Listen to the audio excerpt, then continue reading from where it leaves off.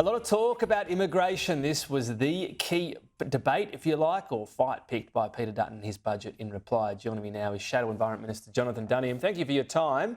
The headline is what is grabbing a lot of attention here because net overseas migration, the number of people that come into the country versus out, is coming down very quickly to 260,000. The opposition leader says he wants to bring that down by another 100,000. It seems pretty ambitious, doesn't it?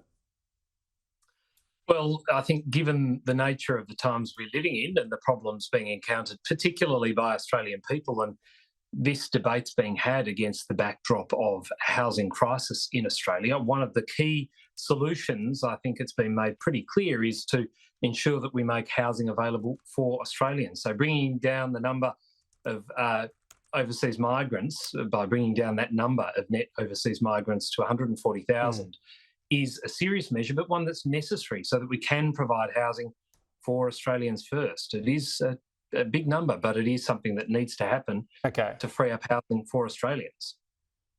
Net to 160, you said 140, I think. A lot of numbers bouncing around, so not having a go, but just to clarify that for our viewers, do we need to know at some point how that's going to happen? Because immigration matters. It matters for the economy. It matters for getting skills into the country through temporary skilled migrants. It matters for universities. Our third biggest export is international students, effectively.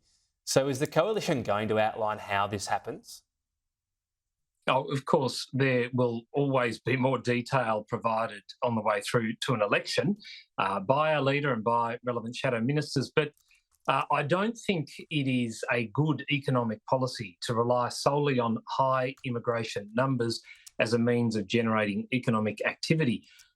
The Environment Minister could well bring forward laws that make it easier to do business in this country, to get more projects off the ground more quickly, to provide more jobs and more economic activity. I mean, that sort of thing is what the government should be relying on, not inflating economic activity with immigration numbers. And as others have already said today, the byproduct of high immigration numbers, people coming to this country permanently, is that houses are less affordable and less attainable for Australians. And we've got to put Australians first here. Well, but that depends, doesn't it, on how many you're building as well. And part of the influx of migrants are people that build houses, so skills in it. So when you say you'll detail it, are we going to know the number of students that you're going to cap, for example? Are we going to know how many skilled migrants will be able to enter the country? Are you going to break it down so it's not just a vibe that helps you win seats in the suburbs?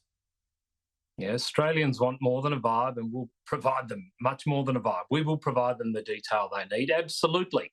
And we'll be making sure that decisions are made in accordance with what is in Australia's best interests, including what skilled migrants we need for our country to surge ahead. And you're right, we are going to need skilled migrants to help in building the houses we need to build. There's a lot that goes into this, and it's hard to detail our entire election manifesto in a budget reply speech, but the leader did his level best, and I'm sure there'll be more over time.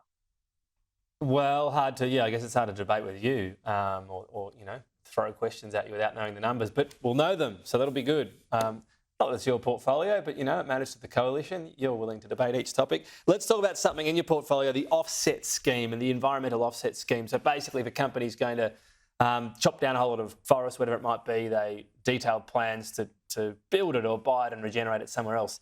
1 in 4 of the projects failing to secure enough credits for what they do, the damage they do versus the sort of regeneration. Is it broken? What do you make of this scheme, and what future will it face under the Coalition? Well, clearly they're alarming numbers. I mean, we don't want to see our environment trashed. No one does. But we did have a measure in place before the last election which would have prevented, or at least ensured that we deterred companies from doing this. That was blocked by Labor and the Greens. Now, the proof of the pudding is in the eating, and Labor, while having highlighted the problem, we know what it is now, have to come up with a solution. There are some bureaucrats that have been announced by the minister. But, I mean, like with our recycling issues, with REDcycle and the debacle that was, like with the failure to bring in new environmental laws within the 2 years that they've been in office, having promised them at the end of last year, I'm actually wondering whether we will see a solution. We know what the problem is, but it is up to the government now to chart out what they do to fix the problem. For us, well, Okay. I think that we've got to work better with industry to make sure that they play by the rules.